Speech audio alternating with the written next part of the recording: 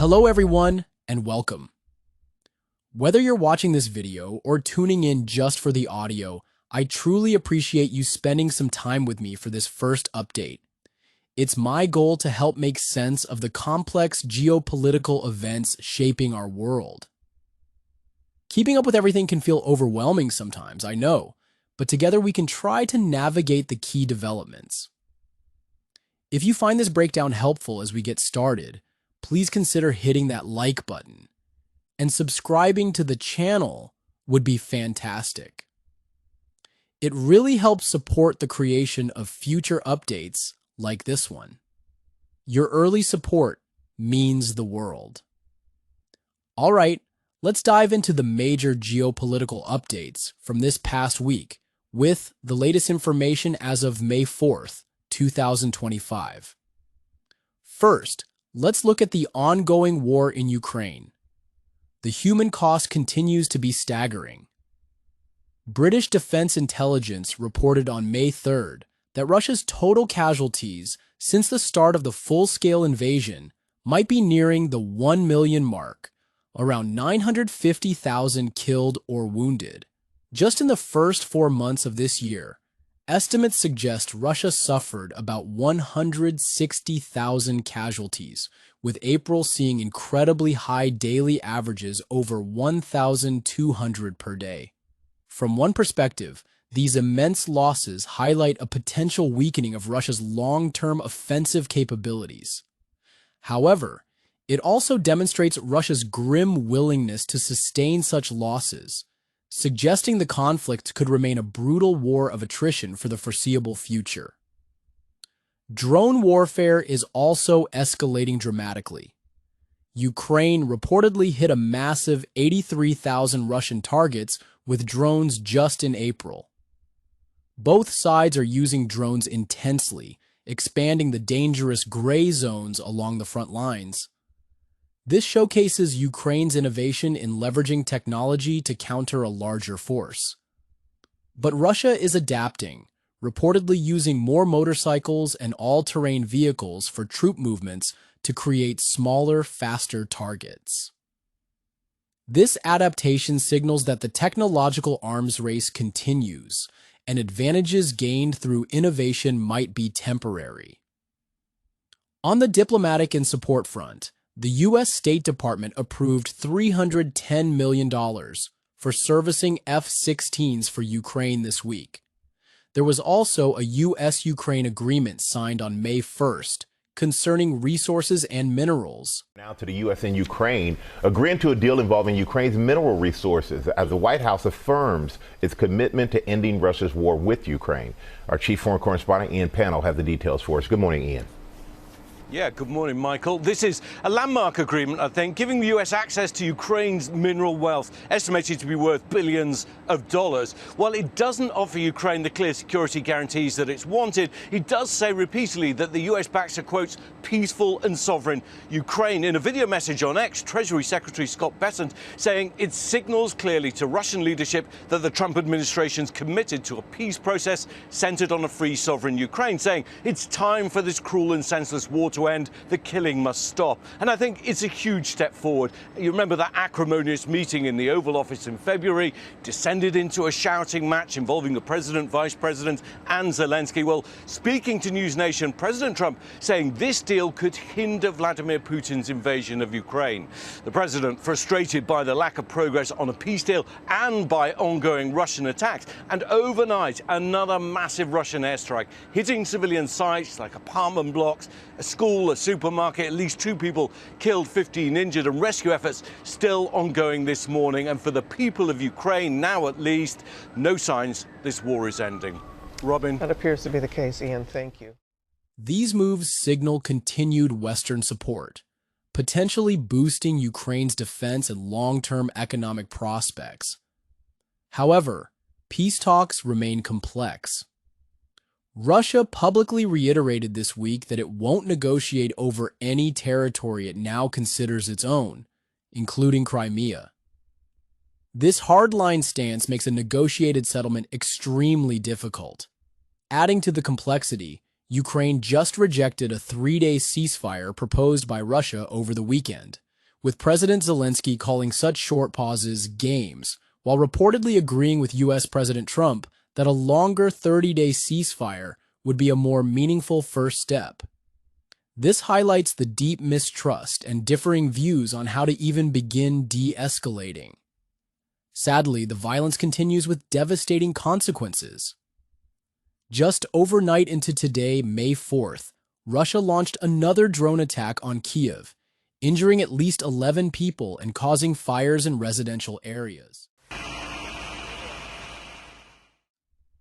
This follows deadly attacks reported around May 1st in both Russian-occupied Kherson and the Ukrainian city of Odessa, underscoring the immediate and ongoing danger to civilians across the country. Shifting focus to the Middle East, talks regarding Iran's nuclear program remain stalled and tensions appear to be rising. The fourth round of negotiations between the U.S. and Iran, previously planned for May 3rd, was postponed. In the wake of this delay, Iran has publicly reasserted its right to uranium enrichment, emphasizing its civilian nature, even as the U.S. maintains that military options are still on the table if a deal isn't reached. This dynamic highlights the fragility of the diplomatic process and the significant hurdles remaining. Also in the region, the U.S. State Department notified Congress this week, around May 3rd, about a potential major arms deal with Saudi Arabia, a $3.5 billion sale of medium-range air-to-air missiles. This deal clearly strengthens the U.S.-Saudi strategic partnership and is a boon for U.S. defense contractors. However, it inevitably raises concerns about fueling regional arms races and its potential impact, given Saudi Arabia's ongoing involvement in conflicts like Yemen. Here in the United States, there was a significant shakeup in the national security team this week. Around May 2nd, reports confirm Michael Waltz is out as National Security Advisor, with Secretary of State Marco Rubio taking over the role, notably holding both positions simultaneously. This unusual dual role is sparking considerable debate about potential shifts in foreign policy focus and the practicalities of managing both demanding jobs. Alongside this, President Trump is reportedly pushing for a record-breaking national security budget of over $1 trillion, a proposal guaranteed to face intense scrutiny over priorities and fiscal responsibility. Finally, a couple of other points of tension worth keeping on our radar this week. Reports mentioned escalating friction between India and Pakistan, following attacks and ceasefire violations along the line of control. This serves as a stark reminder of the ever-present risk of conflict between the nuclear-armed neighbors, which could have devastating regional consequences. All right, Brian, thank you so much for joining us on the broadcast. Meanwhile, more news coming in on Pakistan. Pakistan continues violation of the ceasefire along the LOC. During the night of 2nd May 2025, Pakistan Army resorted to unprovoked small arms fire across the line of control opposite Kupwara, Uri and Akhnur areas of the Union Territory of Jammu and Kashmir. Indian Army has responded promptly and proportionately. My colleague Ajay Jandal with us on the broadcast. Ajay, take our viewers through the details. We're learning that Pakistan continues firing across the LOC, pardon me.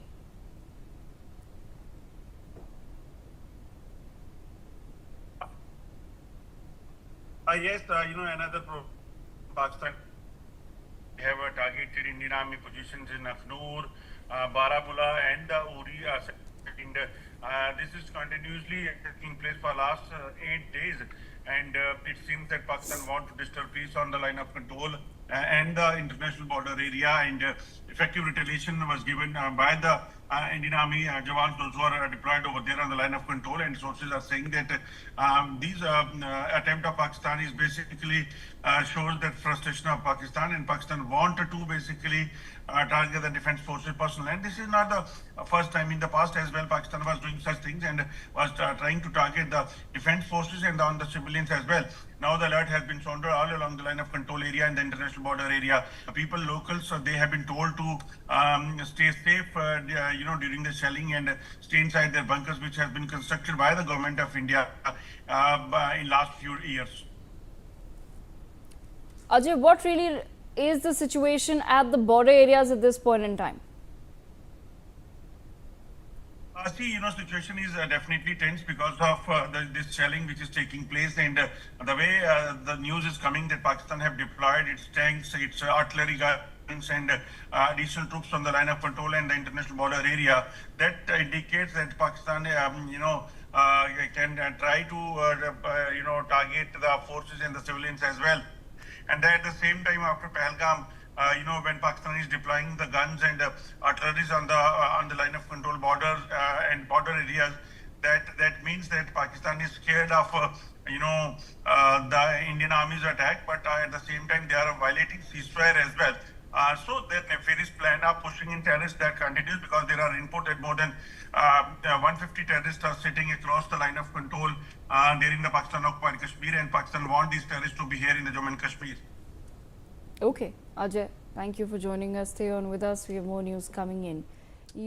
And the underlying trade tensions between the US and China continue to simmer, casting a shadow of uncertainty over the global economy and complex international supply chains, even without major new confrontations this specific week.